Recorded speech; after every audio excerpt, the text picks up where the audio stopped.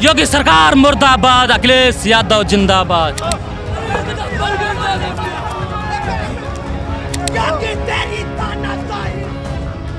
NEET का परीक्षा रद्द किया जाए और धर्मेंद्र प्रधान जो शिक्षा मंत्री है वो इस्तीफा दे। ये भारतीय जनता पार्टी के तताई सरकार में अभी तक सारे पेपर लीक हुए हैं। ये संघर्ष जाया नहीं जाएगा, हम ईंट का जवाब पत्थर से देंगे। योगी सरकार पुलिस के दम पे हम लोगों को डराना धमकाना चाहती है। वो अपने लोगों को 5-5 लाख रुपए में पेपर बेचने का काम कर रहे हैं। भारतवर्ष को पेपर लीक वर्ष घोषित कर दिया जाए। समीक्षा अधिकारी, पुलिस, नेट, नीट, कोई भी ऐसी परीक्षा नहीं है।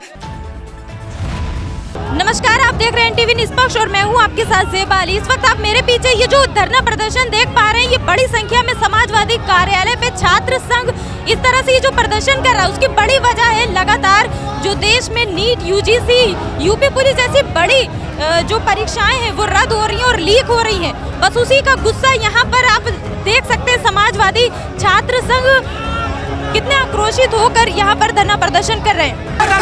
लगातार जारी रहेगा जब तक नीट की परीक्षा नहीं रद्द करी जाती। हम लोग समाजवादी छात्र सभा मांग करती है कि नीट का परीक्षा रद्द किया जाए और धर्मेंद्र प्रधान जो शिक्षा मंत्री है वो इस्तीफा दे। और अखिलेश यादव जिंदाबाद।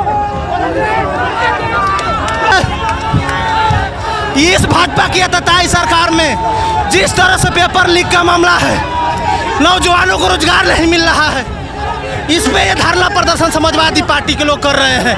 ये भारतीय जनता पार्टी की तताई सरकार में अभी तक सारे पेपर लीक हुए हैं। नीट की पेपर रद्द।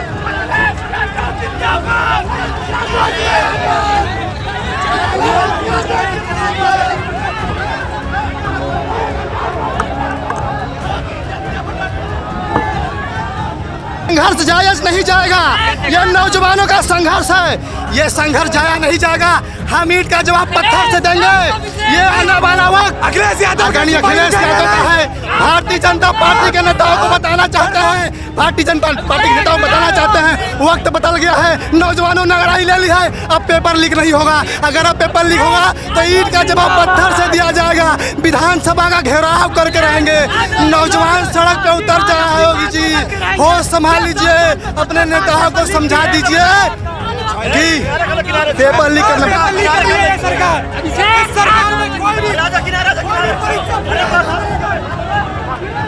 हमारी मांग ये है कि जितने भी ये पेपर लीक हुए हैं इनकी जांच हो और इन जांच जो पेपर लीक किए इन माफियों के खिलाफ सरकार सख्त एक्शन ले और निष्पक्ष जो है पेपर कराए।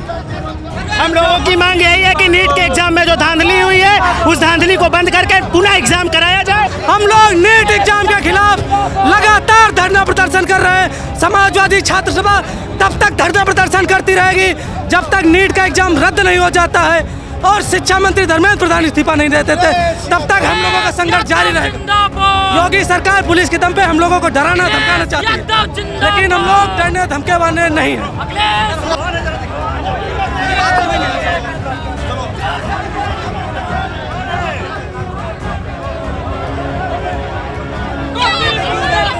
जिस तरीके से भारतीय जनता पार्टी के शिक्षा मंत्री धर्मेंद्र प्रधान की एक एजेंसी एनटीए तमाम नेट और जेआरएफ की परीक्षाओं को रद्द कर रही है, नीट जैसी परीक्षाओं को रद्द कर दिया, उसमें धांधली की जा रही है। वो अपने लोगों को 5-5 लाख रुपए में पेपर बेचने का काम कर रहे हैं, जो कि कतई भी समाजवादी छात्र सभा के लोग बर्दाश्त नहीं करेंगे। और हम लोग भी नेट जेआरएफ के छात्र हैं, हम लोग भी नेट जेआरएफ की तैयारी कर रहे हैं। और जिस तरीके से रद्द किया जा रहा है, कहीं न कहीं हम लोग सड़कों को जाम कर और लड़ाई लड़ने का काम करेंगे। ये जेपी ने कहा था कि जाग उठी तरुड़ाई है, तिलक लगाने तुम्हें जमानो, क्रांति द्वार पे आई है, क्रांति द्वार पे आई है।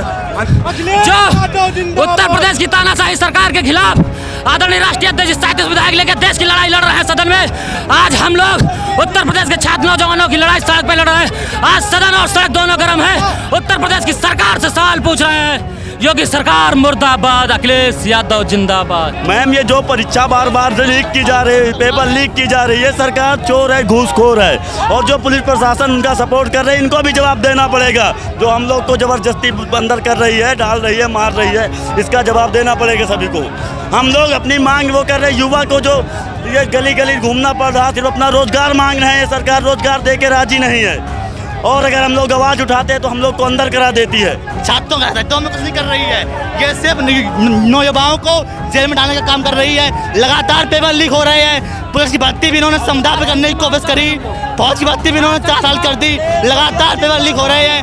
छात्र संघ की हमारी मांग है कि सभी पेपर नीट के हों, चाहे आरओ हो, सभी पेपर जल्द से जल्द दोबारा कराए।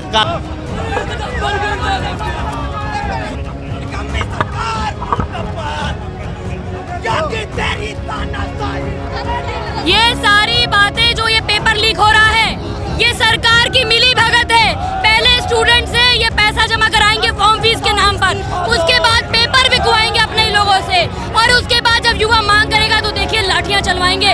इतनी पुलिस खड़ी है, कोई बताए उत्तर प्रदेश की कानून व्यवस्था का क्या हाल है, पेपर लीक का क्या हाल है। तब ये पुलिस कहाँ जाती है? जब छात्र अपने हक की मांग करते हैं तो सड़क पर घसीटती है, मारती है। और हमारी मांग है कि धर्मेंद्र प्रधान इस्तीफा दे और उत्तर प्रदेश के मुख्यमंत्री इस्तीफा दे। हमारी मांग है कि धर्मेंद्र प्रधान इस्तीफा दे, यूपी के मुख्यमंत्री इस्तीफा दे।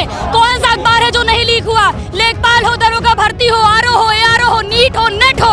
अरे ये हद हो गई है लीकेज वाली सरकार की। अब इस लीकेज वाली सरकार को युवा बदलने के लिए सड़क पर निकल चुके हैं और निश्चित तौर पर परिवर्तन होगा। धर्मेंद्र प्रधान इस्तीफा दे।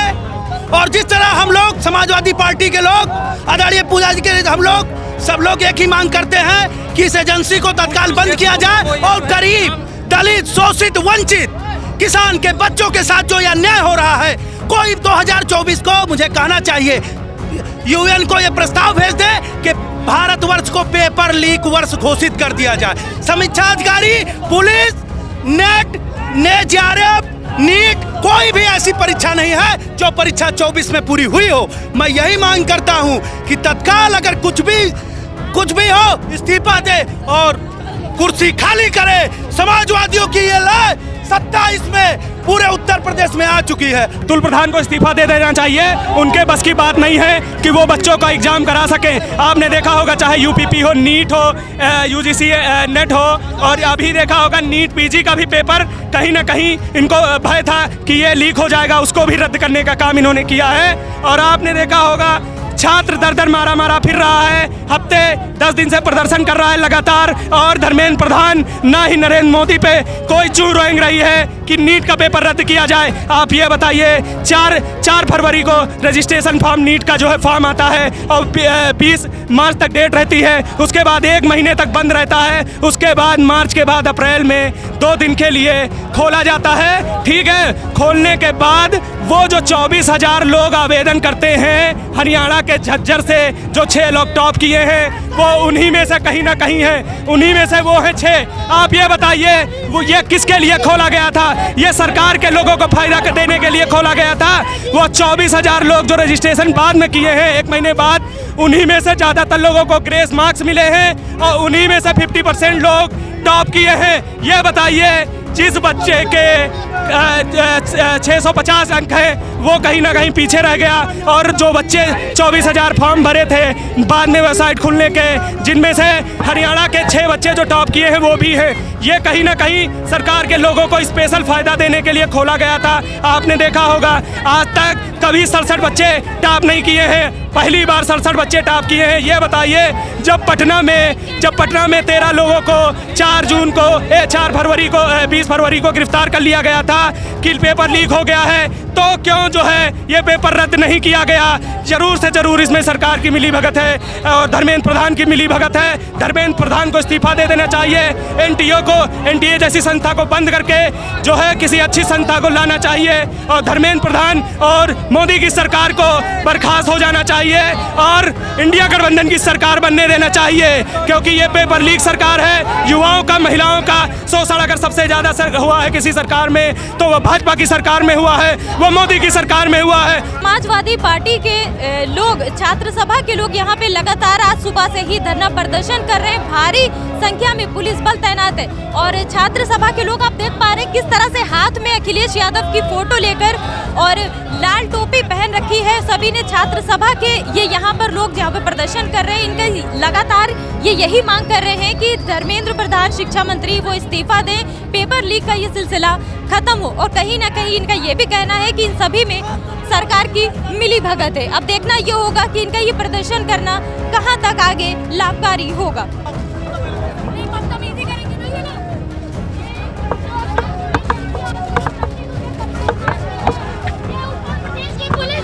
भाजपा सरकार की पुलिस है, मेरे कपड़े फाड़े गए, बदतमीजी करी गई और उसके बाद अरेस्ट करी जा रही है।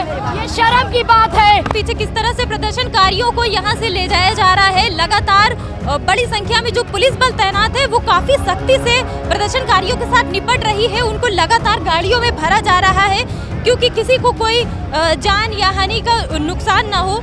और इसको मद्देनजर रखते हुए पुलिस पूरी तरह से यहाँ पर मुहैया होकर प्रदर्शन को कहीं ना कहीं संभालते हुए दिख रही है। अब देखना ये होगा कि इनका प्रदर्शन अभी कितने और दिन तक इस तरह से ही देश में इस तरह के प्रदर्शन होते रहेंगे। कैमरा पर्सन से नीरज के साथ मैं ज़ेबा अली, NTV निष्पक्ष। देश विदेश की ताज़ा खबर पाने के लिए हमारे चैनल NTV निष्पक्ष को सब्सक्राइब करें व बेल आइकन दबाना ना भूलें।